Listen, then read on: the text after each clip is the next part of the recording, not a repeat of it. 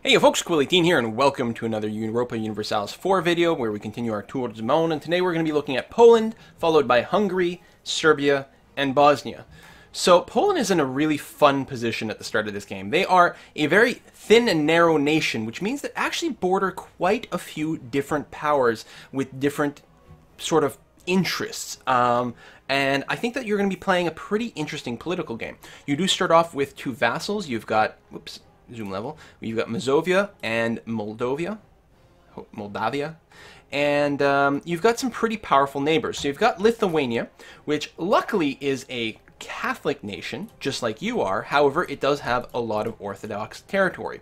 You also have a couple of Orthodox provinces, so there's going to be a little bit of possible tension there. It's also part of the Ruthenian culture group, which is mostly what you're going to see as the natural culture in southern parts of Lithuania. So I suspect that the rebellion is going to be a little bit of an issue as you try to manage these different ideas. If you do flip everything over to Catholicism, of course, you're going to have to deal with the Protestant issues as well mid-game. So I expect there's going to be some really interesting religious and cultural issues in this whole general area. Now, one of the missions you start off with is to form an alliance with Lithuania. But Lithuania is also a good natural target for you. Now, I do not believe you have any cores over there. In fact, we could double check very quickly if I went to diplomacy. I only have a valid CB to start off with on the Teutonic Order. It is Conquest, so I think it's over here in Chelmno. Oh, it's Polish culture. That's why.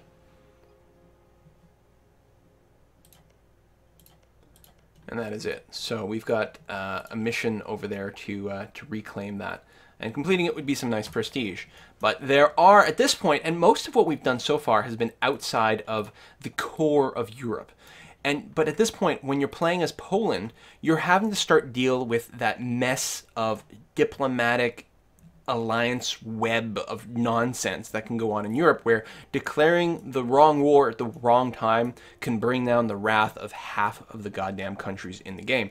So you really have to start playing that political game. On the other hand, you're not really a powerhouse, so you're really kind of on the fringe of things, at least to start off with. Your force limit is not that high, you are completely landlocked, your income is probably not terribly impressive, you're not currently in a position to get much in the way of trade, especially up until you get a coastal presence, because the coastal provinces tend to have a little bit more trade power. Well, that's a bad example at 1.8. Here we go. We've got a 9 in Stettin over here. Lots and lots of trade power going on. Also, having access to the coast means you can build barks to patrol trade routes and make a lot more money. So what trade area are we in? We're in the Krakow? Oh God, I'm not going to say that. Anywhere close to right. Trade node. And you're mostly going to be relying on these sort of overland inputs, actually, for your actual money, which is never going to be stupendously strong. I mean, if you can somehow claim the rest, rest of Hungary over here, that belongs to that trade node, and a little bit of Lithuania, then at least you could suck out, 100. If you can get to the monopoly point and suck out 100% of the value, so that's going to be pretty good. But most of your income is probably going to come from taxation and production. Other than that, I guess we'll just start going through the menus over here. So we looked at the trade or the force limits. Of course, we are Catholic. Nothing particularly notable here. We've already got some Ukrainian nationalists, and I do see Ukraine splitting off as its own nation quite frequently. I think more frequently from Lithuania than from you. Starting missions over here. We've also got the ability to form a mission, or it's a national decision to form a union with Lithuania. If we had 100 administrative power, 100 diplomatic power, and if their leader is a Kazimir, so okay, let's take a look at our leader. We have no king right now. We're in between kings. That's awkward. And they, yeah, there we go. On monarch's death, a Lithuanian noble succeeds to the throne.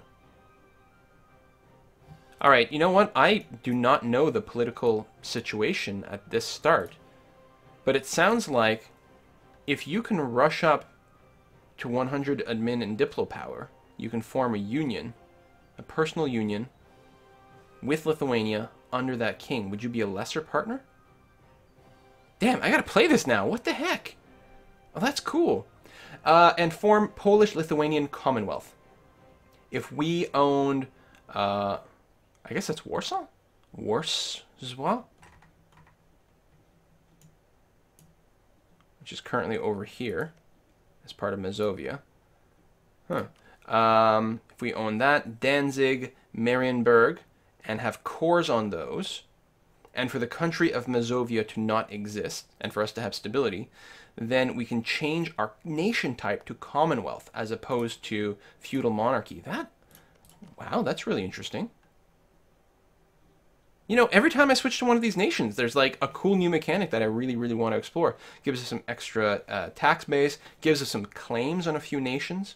We would also inherit Lithuania. What? Oh, we get cores everywhere. What the heck? Ruler also reigns in Lithuania. Okay. Wow, okay, that's... So, wow. It's all about getting these personal unions going on. I'm going to have to Wikipedia all this stuff because this is very interesting. Other than that, I think the rest of the decisions are pretty standard. Ideas. Much cheaper cavalry, which is nice. Much greater religious unity, which is actually kind of helpful because we're faking it right now. Right now, our religious unity says 100%, even though it's not true because we have some Orthodox nations, but it's quite handy to have that meter be quite high. If we complete all of our ideas, we get increased tolerance of heretics, which is going to be nice because Poland is really going to be in that position where it's going to be straddling 3 different religions: Catholic, Protestant, and Orthodox. And so that sort of mechanic is going to be really important. Greater production efficiency is going to be really good because, as I said, you're not going to be getting that much income from trade. Cheaper stability cost, always good. More manpower, beautiful.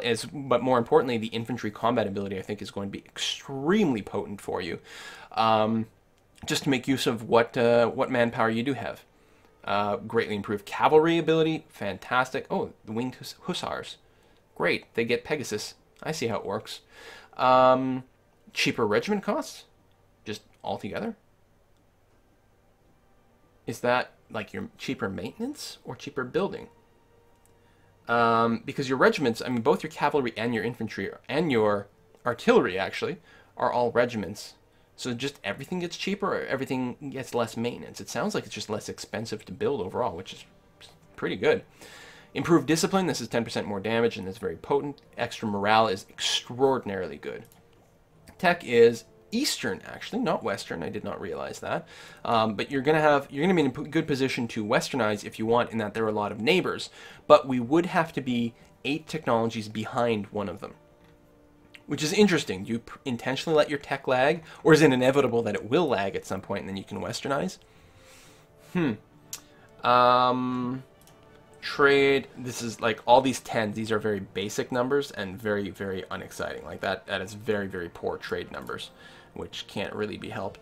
Right now, our balance is really good, but mostly, I mean, we don't have a fleet to maintain, which is nice, and we currently don't have much of an army. If we did build up a bunch more cavalry, especially, the army maintenance costs would go up dramatically, but I guess it works out pretty well, and we are getting some income from vassals, and at some point we can diplo-annex them at least, so that would be pretty nice, and then we get even more of their income sort of directly. We start off with a truce with the Ottomans, which is handy. And we've got our vassals, and we got the CB, yep. And yeah, start with no king. What the, hold on. If I unpause and fast forward here, what exactly starts to happen? Alliance offers. We lose the CB against the, okay. I was gonna say, because we did not have a core here. So it feels weird that we started the CB at all. We can get it very easily from the mission if we wanted to. Saxony Alliance, sure, we'll take it, why not? Inaugurated. Well, how is an interregnum inaugurated? Royal marriage offer from Lithuania. Sure.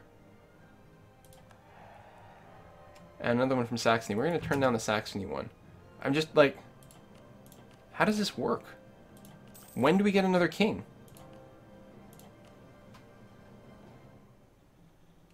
Do we not get a king at all until we can hit this amount of power? And then we unify with Lithuania? Is that really how it works? Let's get some leaders up here. Let's, doesn't really matter, frankly. I'm going to take the tax modifier because I'm not going to be spending anything on stability. I don't know, trade power, sure. And I'm not even going to care about that. Teutonic orders, fabricating claims. Okay, let's just try to hit 100 here. It's not going at a fantastic rate, because I was going to say, we don't have a king. Well, we have just as good of a king as frickin' England.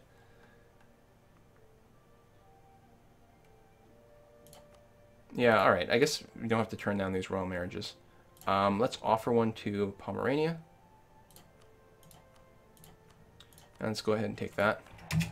We have high legitimacy, despite the fact that we don't actually have a king. Diplomatic power is quite high. It's mostly administrative power. I want to see what happens when we hit 100 so I can understand what the heck is going on. I suspect we'll be a lesser partner, which is not the end of the world, especially since we do have some actions that we can take on. Hopefully we can still diplo-annex our vassals, for example, if that's the case.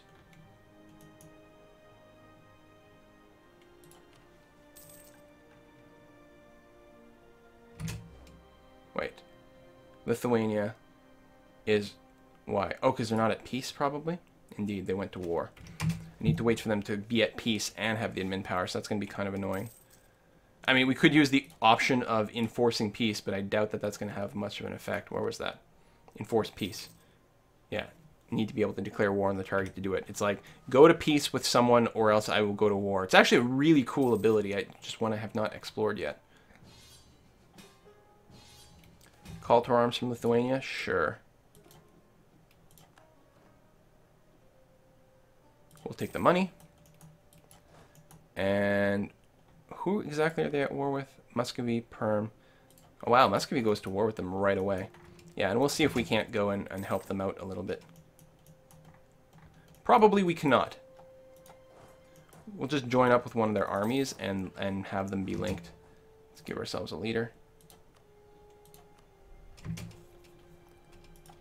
I'm just hoping Lithuania pieces out at a reasonable time here. Okay, seriously, stop, like, running away from my troops. Let me join with you. I want to be best friends. Kind of like the board. Oh, of course, we're going to get attrition. Attach. There we go. Attach you. I'm just like this attrition parasite on the back of this army. But they should start to use this to actually, you know, go after one of these larger stacks, for example. Oh, they unlinked intentionally. Or something. That was weird.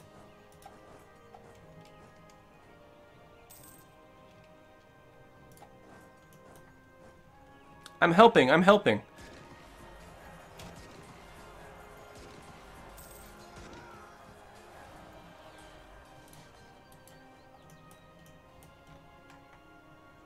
I could go and siege something. Anyway, let me come join you over here and link up with you, and then maybe you can go and attack. Come on. Do an aggressive move. Oh, you got rebel problems? Well, isn't that grand? Come on, I just want to see what happens when we do that decision. Stop following.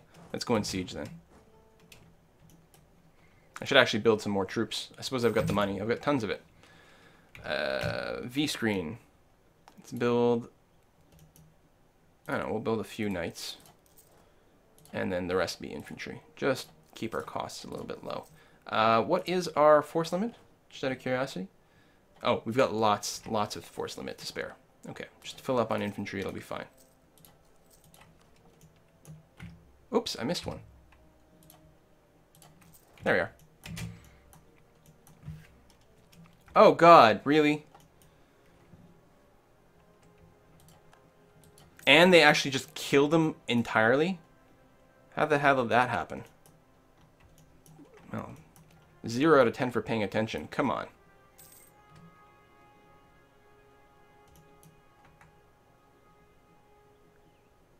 We are not in a position to fight. Actually, I should have checked their actual stats at the time. I don't remember what Muscovy starts with. They do have the 60% cavalry rule, which is pretty good. More manpower is very handy, actually. I guess if we lost those guys, we can throw in a few more knights here. since I have to rebuild my entire army.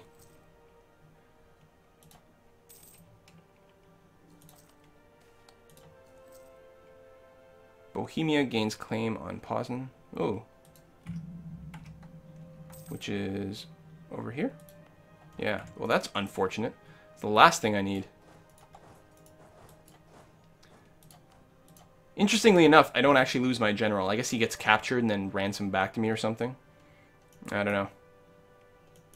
Alright, listen, Lithuania, just give up the war. Just give up the war so we can be at peace and then we can merge. I want to be assimilated. Yeah, that is the only thing. Okay, we actually make like quite a bit more money than I was thinking, effectively. Because we rebuilt fast. Freaking rebels, Ukrainian nationalists. Well, that was the problem in my game as Muscovy. Like, Lithuania just kept collapsing over and over and over again from rebels.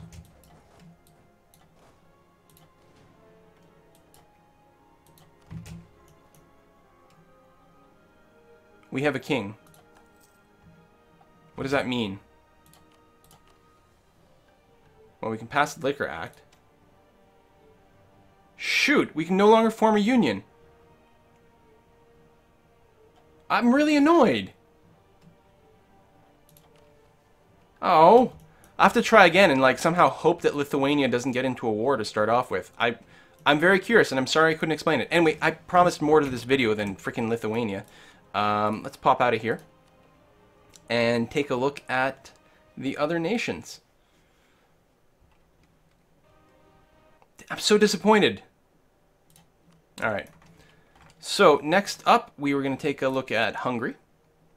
Good. Independent nation. And I'm going to try to go through these a little bit faster. There's not going to be any actual gameplay. We're just going to look at their raw statistics. So, as Hungary, you start with not very impressive force limit, which is actually really surprising to me.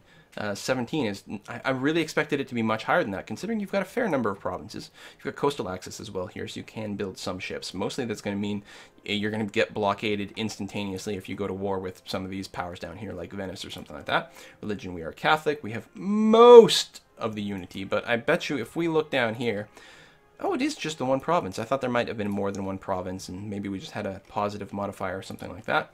So we could probably flip them relatively easy, relatively standard screen here. Basic missions, form army, form alliance with Austria, spread our culture to Zagreb. Oh, interesting. What culture is there now? Croatian. Ah, Hungarian, Hungarian, Hungarian. I guess I can actually flip to the culture screen. Yeah, just a little Croatian. That's it. All right. What else we got? Decisions. Looks like we have no special or interesting decisions at all. Ideas. So, 200% hostile core creation cost on us. So if someone happens to take one of our provinces that we have a core on, well, for them to build a core in that province would be prohibitively expensive. So anyone taking any of our land is going to hurt for it. I don't know if the AI keeps that in mind when, deciding to declare war on us or not, but it should, because that's actually quite detrimental. But it also means if anyone does grab any land, they're going to be hurt by rebels for a long time, and it's going to be very hard. If we ever take that land back, it's less likely that the enemy will have built a core on that province, which means we'll get it back sort of free and clear, ideally. We also get 5% increased recovery of army morale. I think that's the first time I've actually seen that modifier anywhere. And that is pretty interesting. It's not, necessarily game-breaking one way or another. I find morale actually regenerates relatively quickly, but it's certainly handy. And once we get all of our national ideas, we will get an extra leader without upkeep. So that is, I believe that will be military leaders, like great generals, that sort of thing.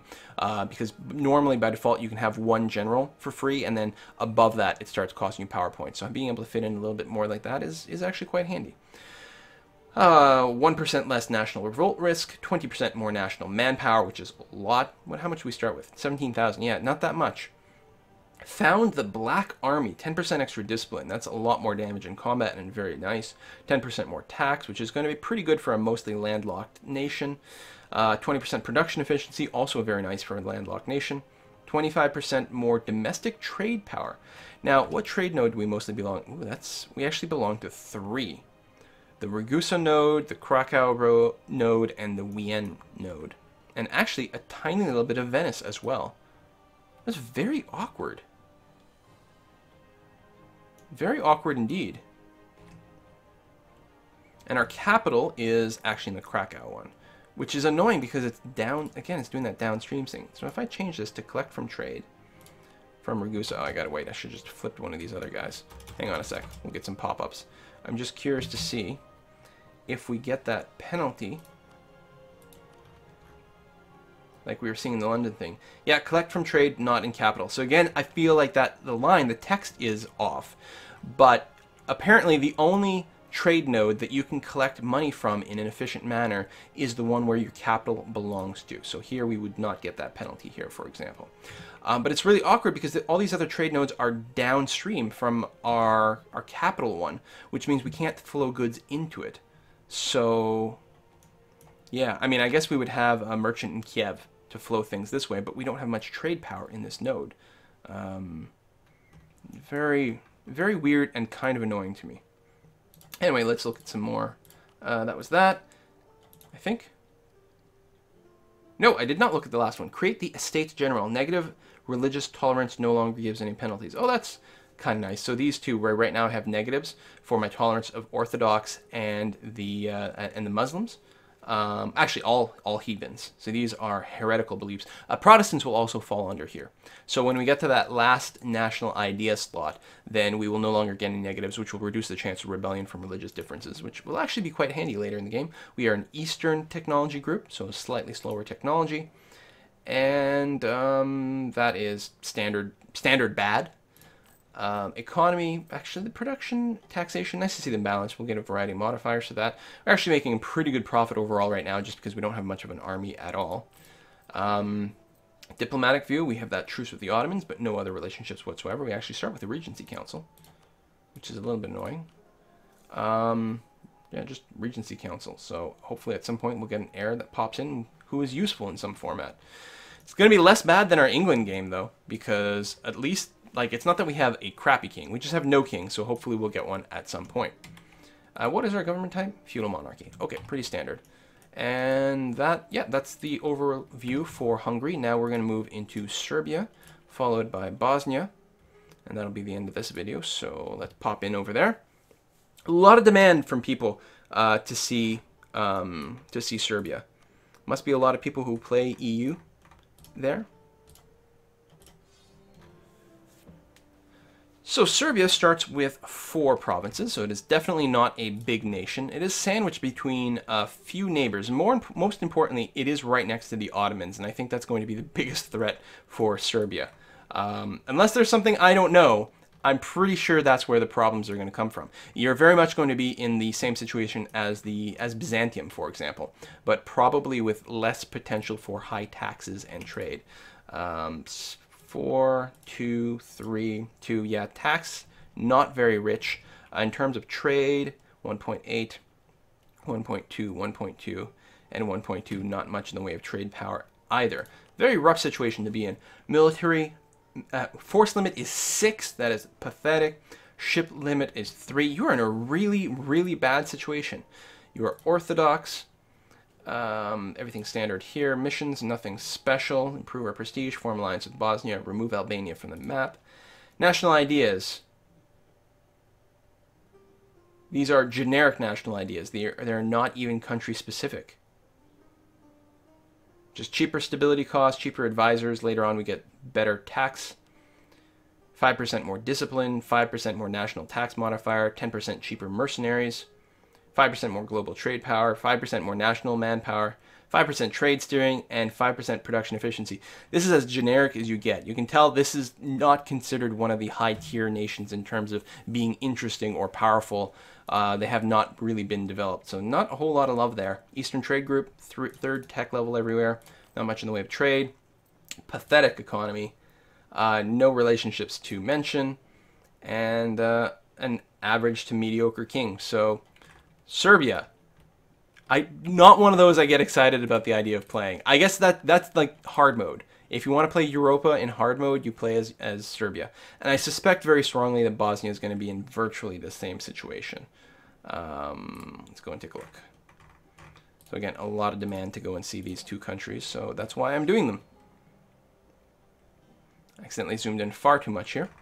So we have 4 provinces to our name.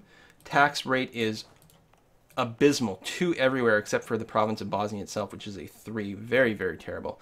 I'm certain they have virtually no trade power whatsoever. Yeah, they're in just rough shape. They have a worse force limit than Serbia itself. No special decisions, no unique national ideas. Everything will be exactly the same and generic as their neighbor, as far as I can tell. Tech group is Eastern and generic. Trade is nothing to write home about. Income is pathetic. No relationships other than a single truce to start off with. And a generic government with a useless, crappy king. Not as bad as Henry VI, because this one actually has some military power, but not much in the way of anything. I guess you can at least turn him into a general, so there's something to be said about that. Although if he dies, you're going to have a regency council because your heir is only 1 year old. You might be in a position to actually take a war against Serbia, though, which actually I suspect that is definitely the case, except for the fact that you don't have a CB. You have a mission, improve relations, that's all. Remove Ragusa from the map. Oh, right here. Well, that would be pretty easy to do, assuming they don't have any relationships to start off with. No. In fact, that's what I would probably do turn 1, is take that mission, Ragusa, which would give me the CB. I would instantly declare war. That will make it much harder for them to create alliances which will then join in the war. And then I might not even attack right away. I might just sit on the border and then build up some troops and then take that. And at least you've expanded a little bit. At least you won't be landlocked anymore. Ragusa, how much trade power do you got? Only 2.1. Again, you know, the trade node, it's the Ragusa trade node, but Ragusa itself is nothing to write home about. It at least has a tax base of 3. Meh. Not very impressive in the least. So, there we go. That is our look at Poland, Hungary, Serbia, and Bosnia. And I guess we did look at Lithuania to a certain extent. We didn't actually load Lithuania, did we? I haven't made a video for that. Let's go ahead and look at their national ideas. Since they are so tightly coupled in this block. Or did I? Did I look at them last time? No, I think I've talked about them so many times, but I haven't actually loaded them up. Unless I'm wrong, and I'm never wrong. Okay, I'm frequently wrong. High force limit, very nice. Obviously, you are going to be in conflict over here in Muscovy, but as a player, I think you're going to be okay. You will have, if they declare war on you right away, because you start off with fewer troops, you're going to have to pull back your troops, build probably just infantry to get quick numbers, and then try to just have a real war of attrition and slow them down as much as possible. Fight defensively, hope the winter screws them up quite a bit. Religiously, it is very interesting because, again, it is a Catholic nation, except that our provinces are all Orthodox. Well, except for a few in the north that are Catholic, but most of it is Orthodox, which is going to be really awkward to start off with. Lots of threat of rebellion to start off with, not to mention, like, religiously, but also the nationalists, because there's a lot of cultural differences, a lot of built-in cores, because these guys will have Ukrainian cores, Orthodox, so at least the culture works there, although here we've got Russian culture, for example, very awkward. Russian and Orthodox, and this one even has a foreign core. You are like so screwed in terms of rebellion, which is why that war against Muscovy is so difficult. In fact, in hindsight, knowing that Lithuania starts with no alliances whatsoever, the next time I start a game as Muscovy, I'm literally just going to declare on them from day 1. I did not realize they were in such a poor situation. Like, they're not even going to have enough troops to fight off their own rebels. So next time I play as Muscovy, it's going to be day 1 war over here. What else we got going on? National ideas, Polish ideas. Oh, Polish ideas, so it's going to be exactly the same as Poland. Cheaper cavalry, more religious unity, more tolerance of heretics, and all the same modifiers there. Okay, so, well, that makes that easy. We should be making a fairly acceptable amount of money overall. Well, we're mostly right now because we don't have much in the way of army maintenance, so we've got to get as much army maintenance as we can. In fact, probably take out a couple of loans right away, build more troops, because war is going to happen quite quickly. And if it doesn't, well, you're still going to have to worry about rebellion, so that's okay. And here's our king. What are the ideas we have on this side? We can form the Commonwealth. If we can get our ruler to reign in Poland as well. So, with Poland, we can offer a royal marriage from day 1. Can we claim the throne right away? The 11th of September, or December. Let's take a look here. Just fast forwarding.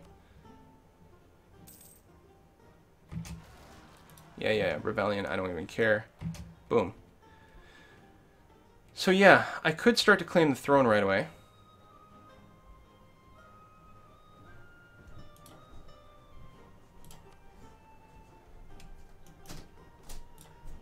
Now, this doesn't give me the war instantaneously. But it does give me the CB. So if the current monarch dies without an heir, now they don't have a monarch. They're in between. And then we can declare war on them. Actually, of course I have a royal marriage. That's what I'm basing the claiming the throne on. Just going to let it fast forward here. I don't think it's going to be that easy to form the personal union. I'm just quite curious here. Huh. I don't know. We have an heir to the throne. This whole situation, I'm just very confused about. Clearly, I'm going to have to play a game with them at some point to sort of sort it all out. But other than that, I think not much to talk about. Our king's actually pretty decent. Not so much in the military, but that's okay. The more important ones, especially early on, definitely administrative skill.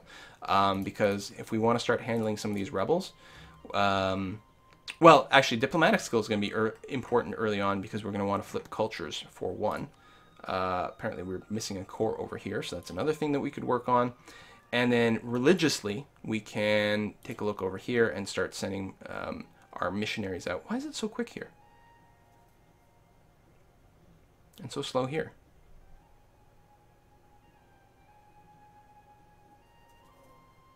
Oh, the tax income being different. Huh. So yeah. Anyway, probably fun countries to play. Well, Lithuania and Poland would be a lot of fun to play. I'm not convinced that Bosnia and Serbia are, and Hungary is probably a good time too. See you next time, folks. Bye-bye.